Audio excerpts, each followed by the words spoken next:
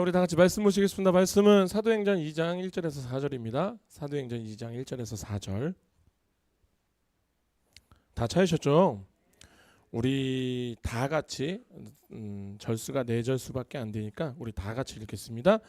오순절 날이 이미 이름에 그들이 다 같이 한 곳에 모였더니 호련히 하늘로부터 급하고 강한 바람 같은 소리가 있어 그들이 앉은 온 집에 가득하며 마치 불의 혀처럼 갈라지는 것들이 그들에게 보여 각 사람 위에 하나씩 임하여 있더니 그들이 다 성령으로 충만함을 받고 성령이 말하게 하심에 따라 다른 언어들로 말하기를 시작하니라.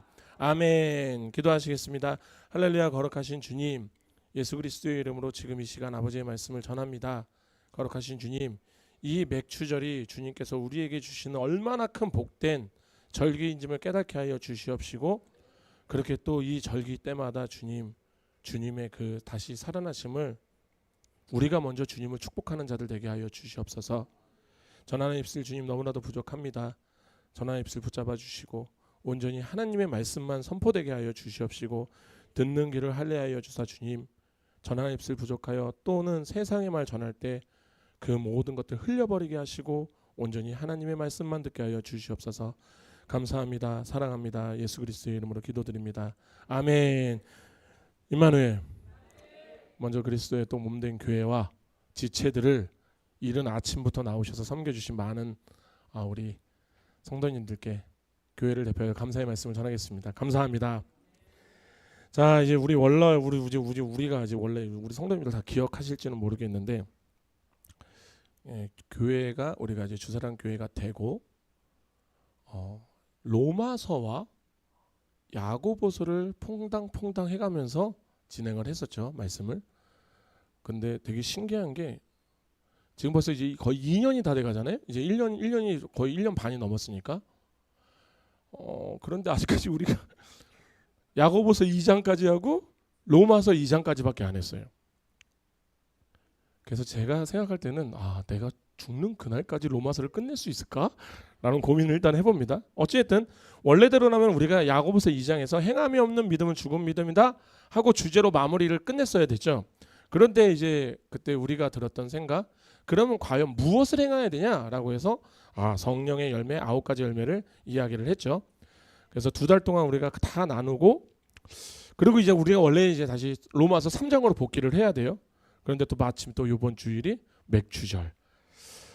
근데 마침 이런 생각이 들었어요. 이게 다들 아실 거라 생각하거든요. 맥추절이 오순절이라는 걸 다 아시고, 과연 이것이 무엇을 의미하는 건가 다 아시는 분들이 아실 거라 저는 생각을 하는데, 그럼에도 불구하고 혹시나 또 모르시는 분들이 한 분이라도 계시면 이건 또 큰일이거든요, 교회 안에서.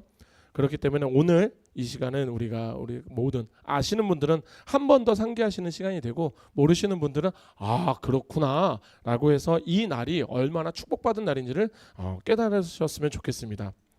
자, 먼저 하나님께서 구약 성경 속에서 제정하신 절기들이 있죠. 유월절, 무교절, 초실절, 맥추절, 나팔절, 대속죄일, 초막절, 이렇게 7개는 7대 명절이라고 해요. 그런데 이제 우리가 알아야 되는 것은 이런 절기들을 하나님께서 단지 이스라엘 민족들의 그 역사적 기념일로 주신 것은 아닐 거예요. 아멘.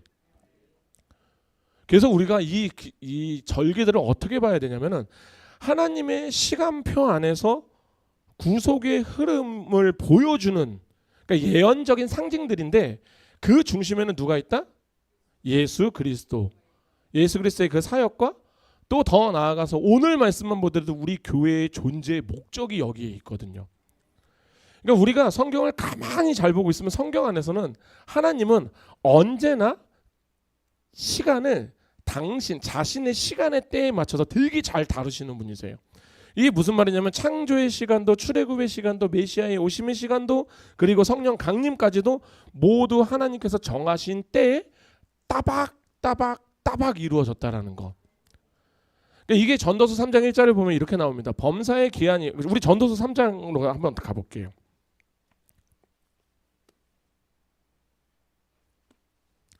우리가 전도서 3장 1절을 보면은 참 이게 참 하나님의 때.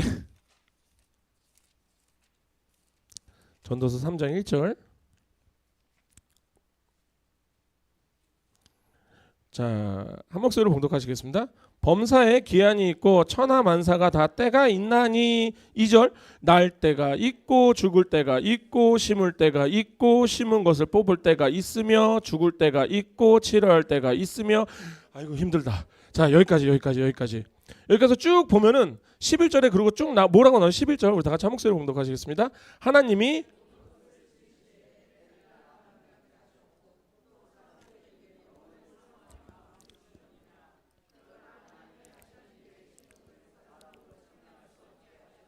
아멘. 여기 보이시죠? 하나님이 모든 것을 지으시되 때를 따라.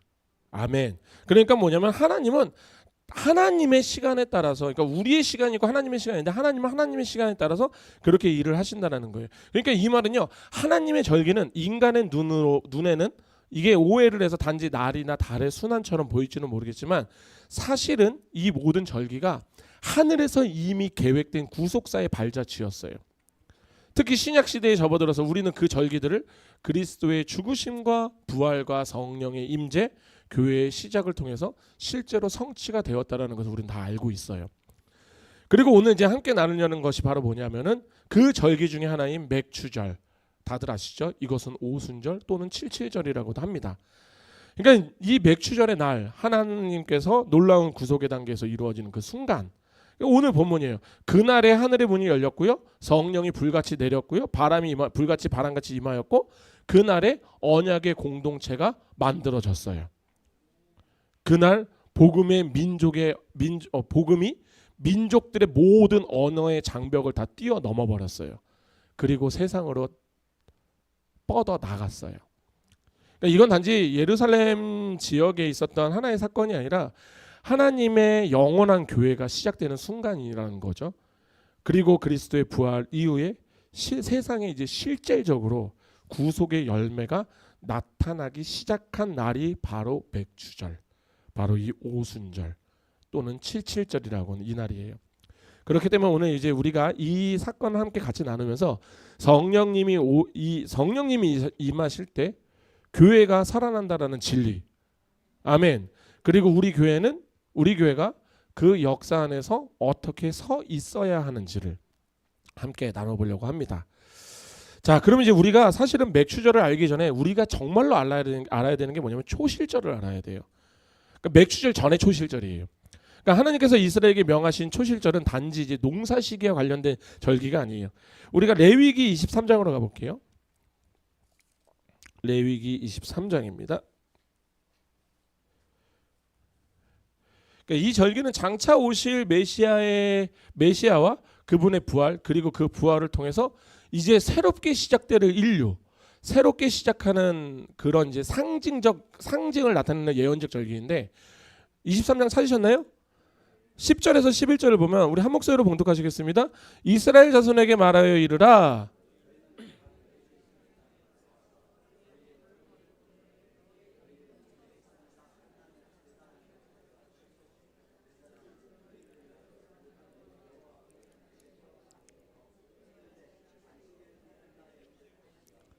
아멘. 이것이 지금 초실절에 대한 말씀이에요. 그러니까 안식일 이튿날.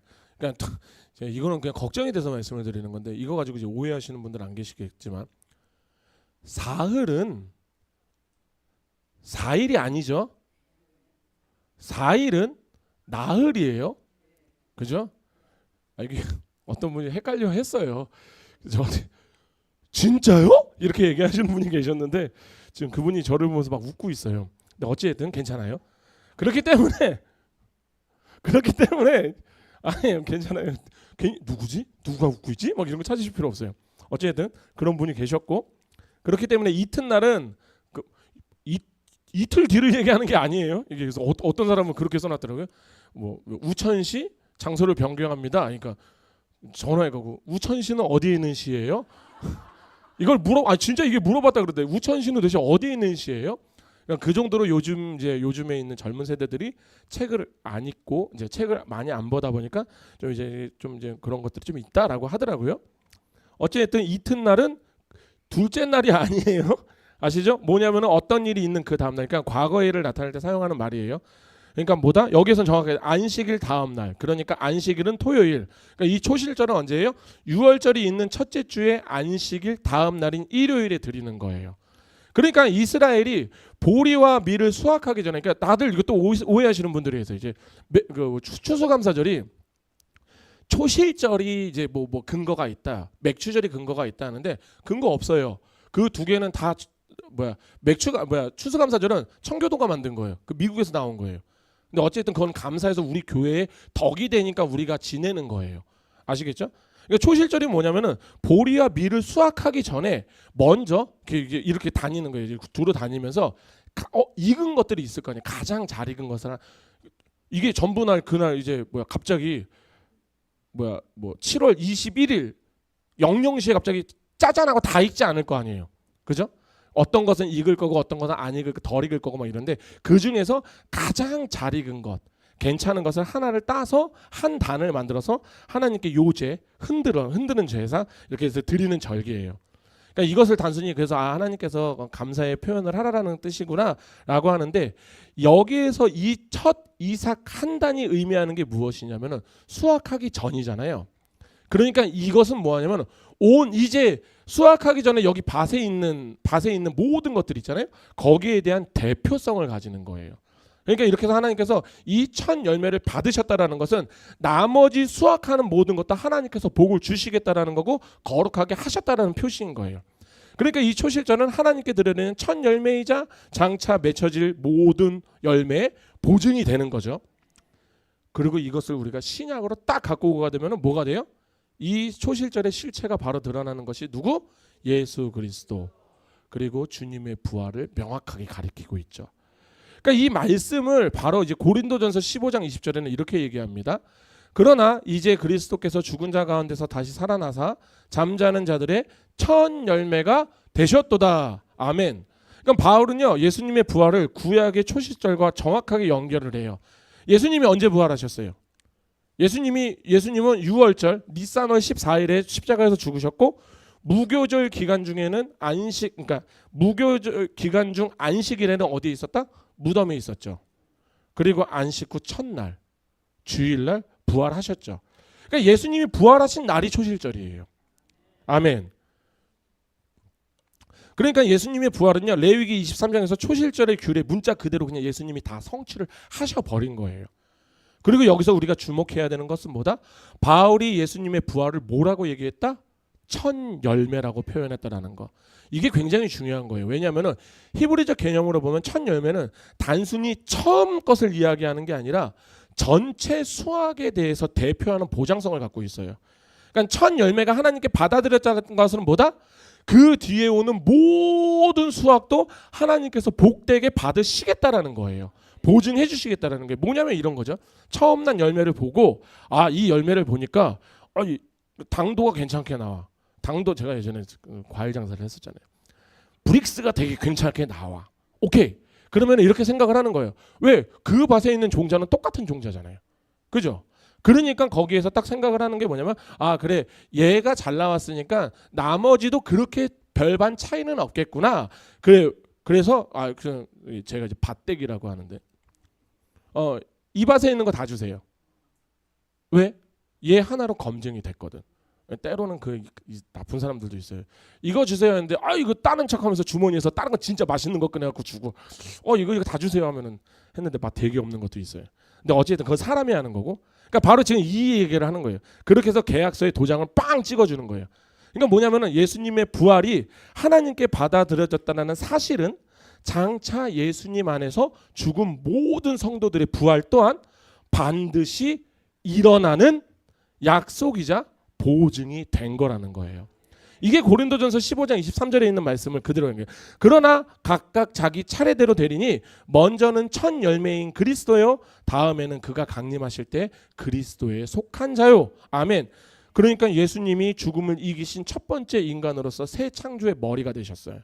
새 인류의 대표가 되었어요. 우리는 이런 말씀 드리면 우리는 새 인류예요. 새 인류가 꼬리 달리고 이렇게 뿔 달리고 이러는 게 아니에요.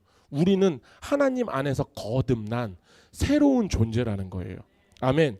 그래서 우리가 예수님의 이 죽으심과 부활하심을 보면은 신학적 용어로 뭐라고 하면은 언약적 대표성이라고 얘기를 해요. 그러니까 이게 제대로 너무 설명을 잘한 말씀이 바로 어디냐면 로마서 5장 12절에서 19절. 제가 안 찾아보시 다 아시는 말씀이에요. 뭐냐면은 간단하게 아담 안에서 모두가 죽었고 그리스도 안에서 모두가 살았다예요. 그러니까 이 초실절의 부활은요, 과거의 역사적 사건이지만 동시에 오늘을 살아가는 우리 성도들에게 영원한 소망을 주는 능력의 날인 거예요.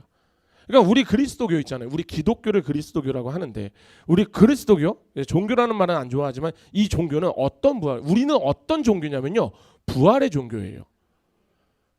부활은요 현실이에요. 아멘. 그러니까 이게 만약에 안 믿어지잖아요. 그러니까 이거 주님은 죽음을 이기셨어요. 살아나셨어요. 고로 우리도 살아납니다. 이게 우리의 신앙의 근거가 돼야 돼요. 이 근거 외에는 다른 게 있으면 안 돼요. 근데 만약에 내가 근데 진짜 부활할까? 이러면 그분은 이제 저하고 성경 공부해야 돼요. 언제든지 오십시오. 자, 여하튼 그래서 우리가 진짜 부활을 믿는다면은 우리 현재의 삶의 방향이 어떻게 바뀔 것 같아요? 골로새서 3장 2절에 정확하게 말씀을 하거든요. 우리 골로새서 3장 2절로 가볼까요? 로마서 레위기 23장에는 이렇게 하나 줄 있죠. 여기 우리 성경책 보시면 줄 있잖아요. 그렇게 하나 쳐놓으세요. 나중에 또 가서 봐야 돼요. 우리가 골로새서 3장 2절을 보면 정확하게 말씀을 하세요. 찾으셨나요? 한 목소리로 봉독하시겠습니다. 위의 것을 아멘. 이게 한마디로 말하면 이거 제가 가장 쉽게 말씀드려요. 여기 계신 분들 있잖아요. 사실 우리는 천국저축은행에 예금이 100조가 있는 사람들이에요. 근데 우리가 이자 때문에 못 빼. 그래서 일단 정기예금을 하고 있어요. 정기예금, 이게 지금 우리 상태예요 지금. 근데 문제는 뭐냐면 나는 지금 100조가 있어요. 여기 계신 분들 100조라고 제가 사실은 너무 작게 측정을 한 거예요. 이거는 100경을 해도 되고 1000억경을 해도 그 다음이 뭔지는 모르겠지만 어찌됐든 그만큼은 우리가 있는 거예요. 근데 이것을 우리가 나중에 받을 때 이자를 붙여요. 뭘 받는다고요? 부활. 그죠? 그런데 우리가 이 정기 예금을 갖고 있는 자예요. 그런데 이 세상은 자꾸만 내 앞에서 현찰 1억을 들고 이렇게 약 올려요. 야, 니네 이거 있어? 이거 있어? 그러니까 되게 열받는 거야. 근데 우리는 또 어떻게 해요? 열받아서 거기에서 야, 나는 사실은 100조 있어 라고 얘기하는 것이 아니라 현금 1억에 막 이제 눈이 막 돌아가. 나 좀 좀만 빌려주면 안 돼? 나 좀 좀만 주면 안 돼? 바로 이거예요. 위의 것을 생각하는 거. 우리는 땅의 것을 보는 자들이 아니에요. 왜? 이 부활은 사실은 어마무시한 정기 예금이 있는 거잖아요. 우리 영원히 있는 자들이라니까요. 그들은요 꼴랑 이제 100년 살고 100년 너무 많이 사는 거지. 80년 살고요.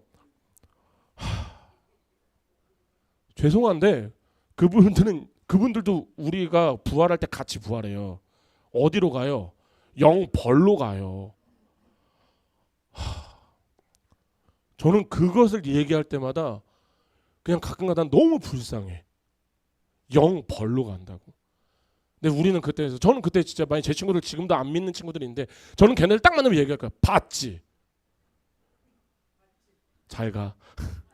나는 간다. 그냥 뭐냐면은 우리는 영원히 하나님과 살아갈 자들이에요.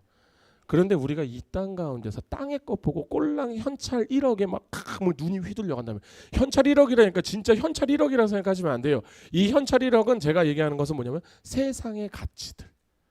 그냥 이 세상의 가치들에 그냥 마음 휘둘리면 사실 이게 안 맞잖아요. 그죠? 바로 이 이야기예요. 어쨌든 다시 이제 본문으로 넘어가서 초실설은 뭐다?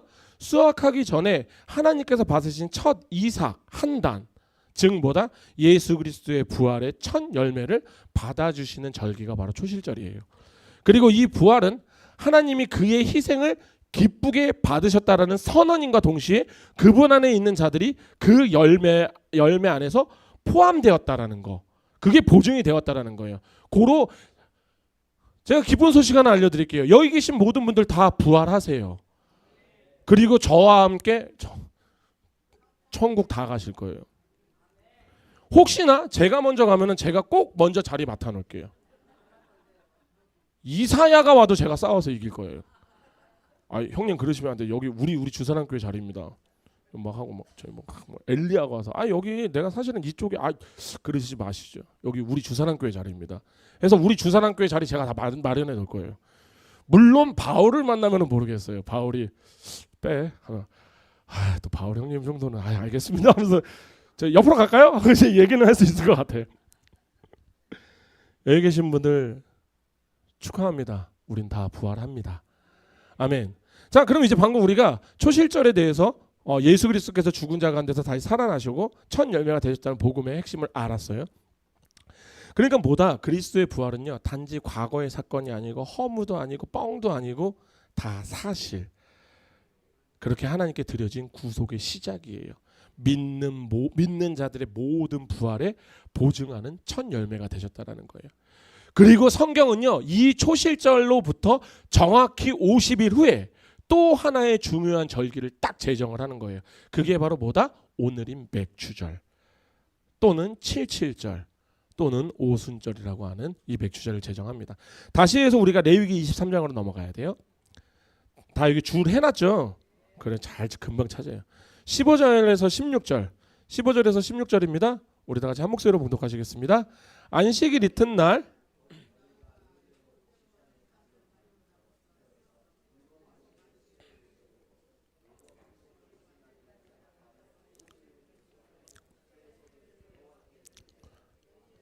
아멘. 여기 보시면 이제 50일 7주 그래서 7출에 49하고 해서 그 다음 날이니까 50일이에요. 그래서 오순절, 그래서 50째 날이라는 거예요.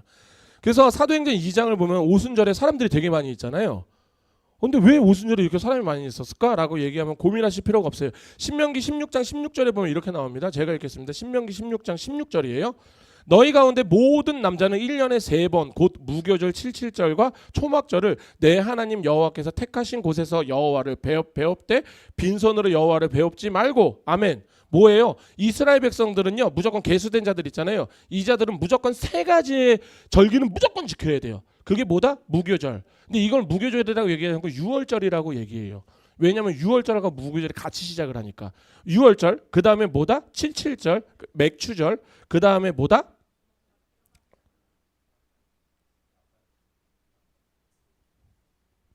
뭐다?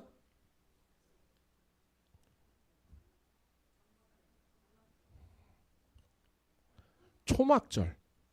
네, 그걸 무조건 지켜야 되는 거예요. 여기 말씀이 나왔잖아요. 16절에 너희 가운데 모든 남자는 1년에 3번 곧 무교절 77절과 초막절을 근데 여기서부터 장막절 막 이렇게 나오면 뭐예요? 어쨌든 자 모든 남자들이 무조건 이 3가지 절기는 무조건 지켜야 돼요. 그런데 무교절은 6월절과 함께 시작을 되니 그렇게 이들이 6월절을 지내려고 각기 나라에서 다 모였잖아요. 이해가 되시죠? 그런데 이들이 집에 갔다가 다시 오순절을 지키러 오려면은 근데 보면 이 집이 보니까 사도행전 2장 9절로 가면요 이렇게 나와 있어요. 많은 사람들 있죠. 바데인, 메데인, 엘라민, 메소포타미아, 유대와 갑바도기아, 본디아, 아시아, 부르기아, 밤빌라, 애굽, 리비아 여러 지방에 사는 사람들, 로마에서 온 사람들, 그레데인 사람들, 아라비아 사람들 등등등. 뭐예요? 이 사람들 지금 가까운 사람들이에요? 되게 먼 사람들이에요. 왜냐하면 디아스포라 때 이들이 다 찢어졌던 사람들. 그런데 거기에서도 이들은 하나님을 믿기 위하여서 지켰던 사람들. 근데 그 사람들이 꼭 6월절만 되면 예루살렘으로 다 모이는 거예요. 그러니까 예루살렘은 되게 큰맘 먹고 오는 거잖아요. 큰맘 먹고 오니까 온 김에 가요. 근데 맥주절도 지내라고 했기 때문에 거기서 버티는 거예요. 왜? 큰맘 먹고 왔으니까.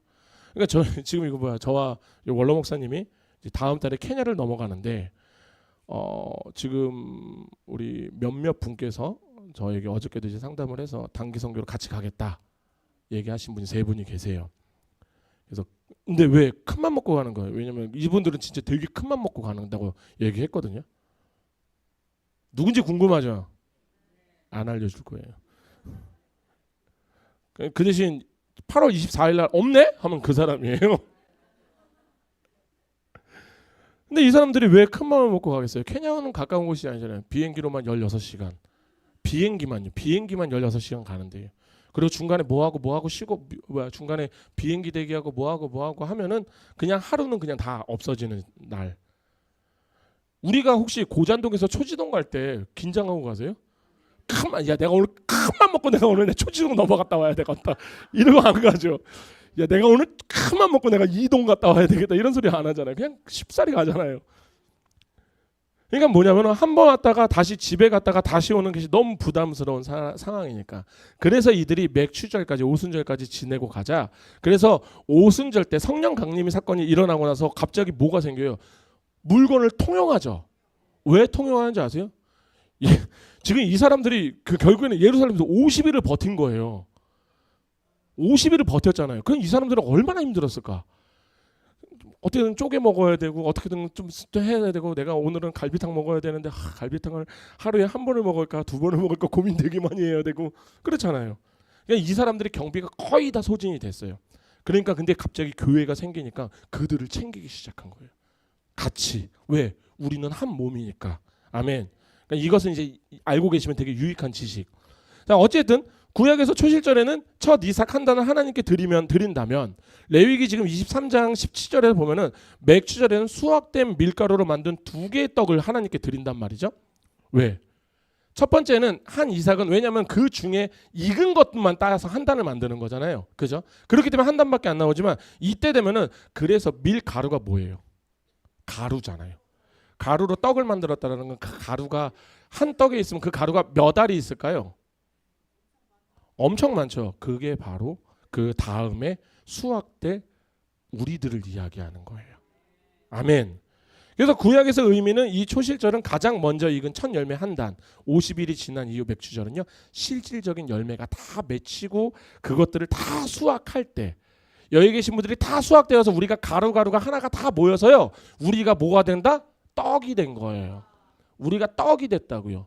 두 덩이면은 제가 당연코 얘기할 수 있는 게 우리나라 인구는 넘을 거예요. 그렇지 않겠어요? 나중에 한번 세보세요. 한번 이렇게 해서 두 단을 만들 건데 갖고 하나를 해서 한번 세보세요. 얼마나 될지는 모르겠지만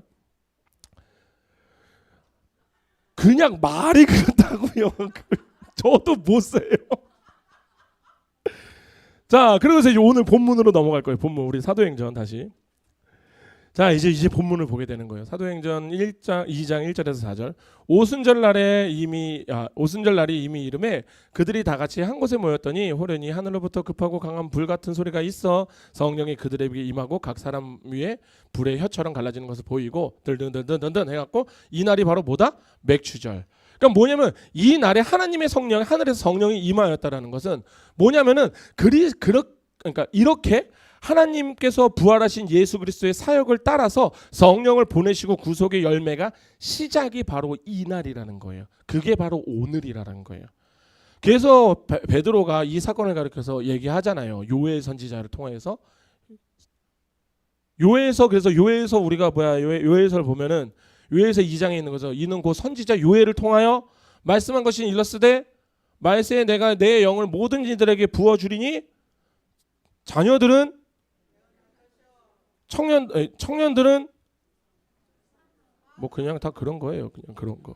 어쨌든 구약 선지자 요엘을 해서 예언한 이 말세 성령의 강림이 오늘 그 일이 맥추절 바로 오순절에 성취가 됐다라는 거예요. 그러니까 성령 강림은요. 성령 강림은 너네들이 날라다니라고 준 게 아니에요. 성령 강림은 너희들이 장풍소라고 준 게 아니에요. 뭐냐면은 부활의 열매를 이제 너희들 안에서 내가 맺게 해주겠다고. 그래서 예수님이 요한복음 16장 7절에 이렇게 내가 떠나는 것이 너희에게 유익이라. 내가 가면 누가 온다? 보혜사. 내가 너희에게 보내리니. 그럼 한번 이제 정리하고 갈게요. 초실절은 뭐다? 구속의 시작이에요. 그 다음에 맥주절은 뭐다? 그 구속이 교회와 성도에게 적용이 되기 시작한 날인 거예요. 이날 바로 교회가 탄생을 했어요. 아멘. 그렇게 성령이 오셔서 무슨 일을 하셨냐면은 안타까운 것은 오순절 성령 강림 사건을 보면서 어떤 이들은 불의 혀가 갈라지는 것을 보고 대단히 여기기도 합니다. 또 어떤 이들은 성령 충만이 받아서 방언을 하였다는 것을 막 집중을 하기도 해요. 그런데 우리가 진짜 봐야 될 것은 뭐냐면은 성경에서 성령이 무엇을 하셨냐라는 걸 실질적으로 봐야 돼요. 자, 우리가 몇 가지를 찾고 요한복음으로 가볼게요. 요한복음 16장. 요한복음 16장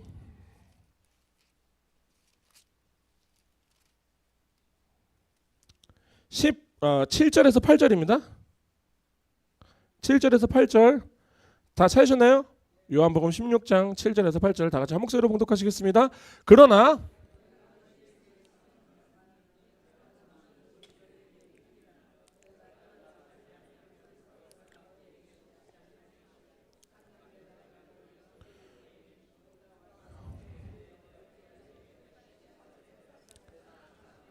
아멘. 우리가 이렇게 책망을 받았어요. 아멘. 그리고 우리가 뭐로 됐어요? 회개를 하였죠. 아멘. 고린도전서 12장을 볼게요.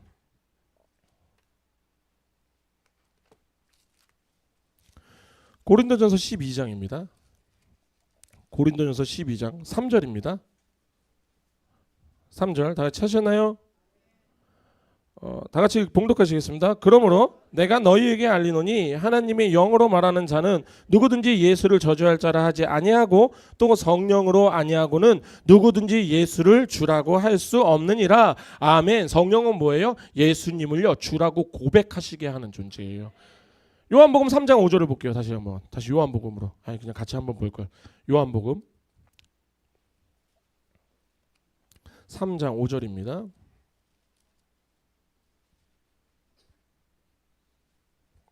니고데모의 이야기예요. 니고데모의 이야기. 자, 다 같이 한 목소리로 봉독하시겠습니다. 예수께서 대답하시되 진실로 진실로 내가 이르노니 사람이 물과 성령으로 나지 아니하면 하나님 나라에 들어갈 수 없느니라. 아멘. 성령이 아니면요 우리는 하나님 나라에 들어갈 수가 없어요. 뭐다? 근데 이 얘기가 뭐예요? 그러니까 내가 성령을 받아서 천국 가는 게 아니라 내가 거듭났다라는 거예요. 성령으로 말미암아 우리는 거듭날 수 있는 거예요. 아멘. 그리고 로마서 8장으로 가볼게요. 로마서 8장 16절에 보시면 이렇게 나옵니다.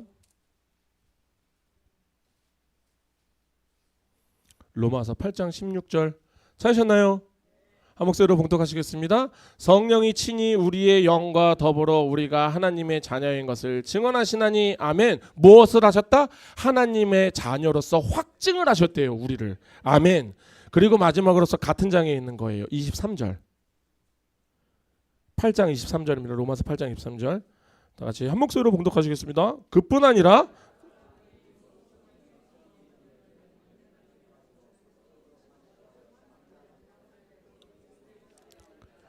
아멘. 우리가 받은 것은 뭐예요? 처음 익은 열매 예수 그리스도를 우리는 받았어요. 아멘. 그리고 우리가 양자된 것이고 우리 몸이 이제 무엇을 기다릴 수 있어요? 속량을 기다릴 수 있는 거예요. 아멘. 이게 성령님의 일하심이에요. 그러니까 이것만 제가 성령님 그럼 뭐지 지금 성령님께서 이렇게 은사나 이런 거 없다. 은사 무조건 이때니까요. 없다라는 게 아니에요. 그런데 문제가 뭐냐면은 날아다니는 게 중요해요. 거듭난 게 중요해요. 장풍 쏘는 게 중요해요. 하나님의 자녀로서 확증을 받는 게 중요해요. 아멘. 이게 중요한 거. 우리가 중요한 게 무엇인지를 알아야 돼. 진짜 중요한 건 뭐냐면요. 죽었던 내가 살아난 게 기적이에요. 다른 기적은 필요 없어요. 혹시나 여기 계신 분들 죽은 자를 살리시는 분 계실지 모르겠어요? 계시나요?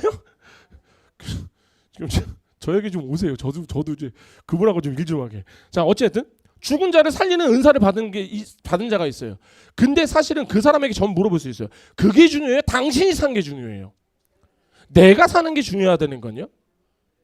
그러니까 우리가 성령의 일하심을 우리가 자꾸만 너무 은사적인 표현을 가잖아요. 그럼 성령은 우리가 모독을 하는 거예요. 성령님은 지금 뭘 하겠다라면 성령님이 지금 하시는 일을 딱 하나밖에 없어요. 내가 너희를 구원하겠다예요. 딱 이거 하나밖에 없다고요. 그러니까 초실절에는 첫 이삭 한 단이었잖아요. 맥추절 오순절날에 열매가 몇 명이나 사도행전 2장에서 베드로 설교 듣고 몇 명이 하루에 회심을 해요. 3,000명이 회심을 해요. 아멘. 고로 성령이 오심으로 말미암아 무엇이 세웠냐면 우리 교회가 세워졌다라는 거예요. 그렇기 때문에 이 교회는요. 부활하신 그리스도의 생명을 가진 하늘의 공동체라는 거예요. 아멘. 그러니까 많은 사람들이 저희가 좀 안타까운데 교회를 그렇게 중요하게 생각하지 않는 사람들이 많아요. 그래서 교회보다 다른 곳에서 가난한 성도들 나오는 이유들이 바로 그런 거거든. 자기네들끼리 예배 드린답시고 다른 이상한 짓 하고 막 기도하고 막. 그런데 지금 성경에서 말하는 교회는요. 고린도전서 12장 13절만 보더라도 이렇게 얘기합니다. 고린도전서 12장 13절이에요. 제가 읽겠습니다. 우리가 유대인이나 헬라인이나 종이나 자유인이나 다 한 성령으로 세례를 받아 한 몸이 되었고 또 한 성령을 마시게 하셨느니라. 아멘. 우리 한 몸이 되었대요. 한 몸이라고요. 한 몸. 제가 그냥 아침에 주일날 제가 설교하기 전에 제가 그냥 좀 있어 보이려고 그리스도의 몸된 교회와 제가 이 소리를 그냥 하는 게 아니에요. 왜? 우리가 한 몸이거든요. 한 몸이 한 몸을 섬겨주는 거예요. 얼마나 감사해요. 이 말은요, 교회는 우리 주사랑 교회는요, 성령이 임하심으로써 태어난 공동체라는 거예요. 왜? 교회는요, 성령의 능력이 없으면 존재도 안 되고 유지도 안 돼요. 그러니까 우리가 하나를 꼭 아셔야 돼요. 말씀의 설교도 성령이 없으면요, 찔림이 없어요. 찬양도요, 성령이 없으면요, 뭐가 없는지 아세요? 감동이 없어요. 사역도 성령이 없으면요, 변화가 없어요. 이 말은 교회의 정체성은요, 바로 성령 안에 있다라는 거예요. 아멘. 자, 이제 우리는 오늘 이제 이 맥주절이 무엇인지 의미를 알았어요. 맥주절은 뭐다? 부활의 첫 열매이신 예수 그리스도를 따라 성령 안에서 교회로 부르심을 받은 우리가 바로 그 열매라는 거예요. 자, 그럼 이제 우리가 구체적으로 성령 안에서 교회로 부르심을 받은 우리가 어떻게 살아가야 될지 알아야 되겠죠. 뭐 시기하지 마라, 질투하지 마라, 당짓지 말라, 사랑하라, 이거 다 아시는 말씀이잖아요. 그럼 제가 여기서 그냥 구체적으로 딱 한 말씀만 드리려고 해요.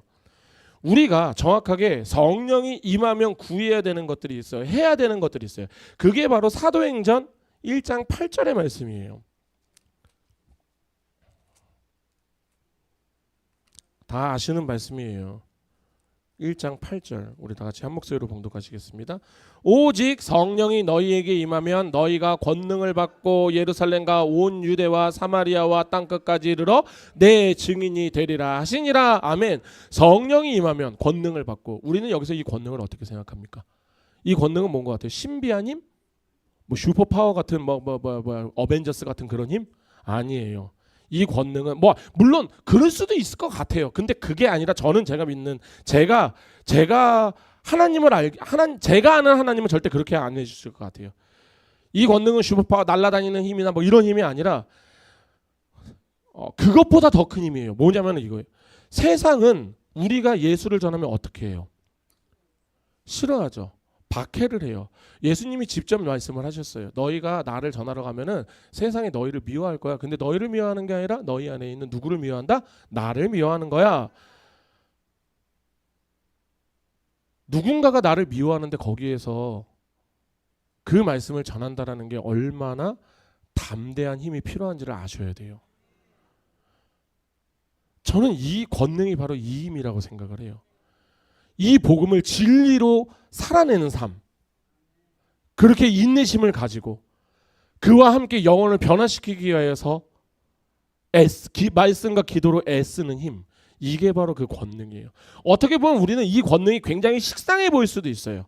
그런데 이 힘은 제가 아까 말씀드렸다시피 우리가 예수 그리스도를 전하러 갈 때, 그러니까 이게 되게 이 힘을 우리가 바꿔서 얘기해 볼게요. 성령이 오심으로 우리에게 일어나는 일이 아까 뭐라고 했어요? 예수 그리스도를 나의 주라고 고백을 하고 회개와 거듭남이 있고 하나님의 자녀로 확증을 하고 우리가 그렇게 해서 천국을 가는 거잖아요. 아멘. 그런데 제가 다시 한번 말씀드려요. 이게 가능해지려면 제가 조금 전에 말씀드린 이게 가능해야지 이 세상 가운데서 예수 그리스도를 담대히 증거할 수 있어요. 복음의 진리를요, 내가 먼저 삶으로 살아낼 수 있어요. 이게 그렇지 않겠어요? 왜냐하면 이 힘은요, 오직 하나님의 자녀들만 가질 수 있는 힘이거든요. 이 힘이 있는 자가 이 권능을 입고 사마리아와 유대와 땅끝까지 복음을 증거한다. 이때 제가 굳이 말씀 안 드려도 돼요. 안 드려도 다 아시겠지만 내가 예수 그리스도를 나의 주임을 고백하는 자, 회개와 거듭남이 있었던 하나님의 자녀로 확증이 되었다면 나의 삶에서 무엇이 나올까요? 성령의 열매. 아멘. 우리가 2달 동안 나눈 성령의 열매, 그것은 극히 일부분밖에 안 돼요. 이게 바로 뭐냐면요, 부활의 생명이 이 마음에 심겨진 자들은 반드시 이 안에서 성령님께서 일을 하신다라는 거예요. 그리고 이런 자가 사마리아와 유대와 땅끝까지 복음을 전하는 증인이 될 수 있는 거. 아멘. 초실절에 예수님께서 부활하셨어요. 새 생명으로 시작을 하셨어요. 맥추절 곧 오순절에는요 성령님께서 강림하셨어요. 그리고 그 생명을요 이 교회를 통하여서 세상에 뿌리셨다고요. 그렇게 열매를 맺었다고요. 아멘. 자, 이제 말씀을 정리하겠습니다. 자, 오늘 이제 우리는 맥추절 곧 오순절의 의미를 알았어요. 그리고 우리가 이걸 알았다라는 것은 이 교회가 지금 어떻게 탄생을 했는지 아셨을 거예요. 이 교회, 아니 우리 주사랑 교회는요 예수 그리스도의 부활과 성령의 강림으로 탄생한 교회예요. 초실절에 예수님께서 죽은 자 가운데서 다시 살아나심으로써 하나님의 구속의 역사가 실질적으로 시작이 되었고, 오늘 이 맥추절 오순절에 성령님께서 강림하셔서 그리스도의 부활의 생명을 이 교회 안에 심으셨다고요. 그렇게 하나님께서 예비하신 첫 열매가 교회를 통하여서 이제 실질적으로 여기 한 사람이 다 열매가 되었다라는 거예요. 그리고 이것은요 2000년 전의 이야기가 아니에요. 지금도 성령님께서는 이 주사랑 교회에서, 더 나아가 이 땅 가운데 있는 하나님의 교회? 이 하나님의 교회 것들을 아주 내가 어떻게 해야 되지? 진짜 하나님의 교회를 당연하게 얘기해야 되는데 하나님의 교회하고 내가 야 이거 위험한데? 라고 생각을 한 이 하나님의 교회 것들 아주 그냥 정말 하나님께서 인정하는 하나님의 교회. 그 교회에서 하늘에서 시작된 구속의 열매를 우리 안에, 오늘 우리 안에서 맺게 하시기 위하여서 일을 하고 계신다라는 거예요. 아멘. 그렇기 때문에 우리는요 분명히 이 복음 앞에서 분명히 나의 자신에게 자문을 해야 돼요. 첫 번째, 우리는 이 땅 가운데 성령의 권능을 받은 자로서 복음을 증거하는 삶을 살고 있냐라는 거예요. 복음을 증거하는 삶이라고 얘기하면 모든 분들이 다 부담스러워하세요. 그래서 먼저 그분들은 다 이런 얘기해서 그래도 우리가 먼저 교회 안에서 사랑을 베풀고 화평을 하고 온유를 하고 제가 다시 한번 말씀드릴게요. 복음을 증거하는 삶을 살잖아요. 그러면요 성령의 9가지 열매는 자연스럽게 맺혀요. 왜냐면요 복음을 증거한다라는 것은 내가 지금 어떠한 상황에서도요 예수 그리스도를 증거한다라는 것은 내 목숨을 내놓고 한다라는 거거든요. 우리는 지금 안전하게, 어떻게 보면 우리는 좀 안전하게 한국이라는 데서 종교의 자유가 허락된 곳에서 하나님을 믿다 보니까 사실 우리에게 실질적으로 오는 그런 핍박들은 별로 없겠지만, 제가 있던 케냐만 해도 지금도 예수 때문에 죽는 사람들이 있거든요. 예수님께서 말씀하셨어요. 너희는 나를 믿음으로 말미암아, 그러니까 너희를 미워하는 게 아니라 너 안에 있는 나를 미워하는 것이라고. 근데 우리가 진짜 이렇게 목숨을 걸고 우리가 예수를 믿는 거는요 목숨을 걸고 믿는 거예요. 아멘. 예수는요 목숨 걸고 믿는 거예요. 그렇게 예수를 목숨 걸고 믿는 분이면은 그분이 진짜라는 것을 100% 인정하는 사람들이 그렇게 하는 거잖아요. 근데 이 사람이 어떻게 하나님의 사랑을 안 해요? 하나님이 우리에게 하신 용서를 어떻게 안 해요? 하나님의 평안을 어떻게 안 누릴 수 있고 하나님 오래 참음이 어떻게 없을 수 있어요? 성령의 열매가 다 있을 수밖에 없는 거예요. 그렇게 저는 물어봅니다. 저는 저 자신에게도 물어봤어요. 나는 과연 성령의 권능을 단지 감정적 체험이나 은사에만 국한하고 있는 것인가? 아니면 내가 진짜 복음의 증인으로서 살아가고 있는데 나는 주저하지 않는가? 나는 앞으로 나아가고 있는가? 꼭 자신에게 물어보시기 바랍니다. 아멘. 제가 너무나도 사랑하는 우리 주사랑교회 성도님들, 오늘 이 맥추절의 은혜를 기억하시기 바랍니다. 그리고 예수 그리스도의 부활을 통해서 심겨진 그 새 생명, 그 성령의 열매가 우리 안에서 열매 맺도록 우리는 강구하여야 합니다. 세상이 알지 못하는 성령의 권능, 박해 중에도 담대하게 예수를 증거할 수 있는 힘이요, 어떤 상황 속에서도 사랑과 인내와 절제로 살아내는 이 힘이 우리 주사랑교회 그 모든 성도들의 삶 속에서 실제로 나타나기를 축복합니다. 성령이 임하면 교회는 살아납니다. 성령이 임하면 우리도 살아납니다.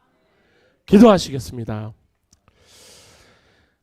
거룩하신 하나님 아버지, 오늘 맥추절 예배를 통하여서 예수 그리스도의 부활이 첫 열매되었음을, 그리고 성령께서 강림하심으로 이 교회가 탄생하였고 우리가 하나님의 백성이 되었음을 다시 깨닫게 하심에 감사를 드립니다.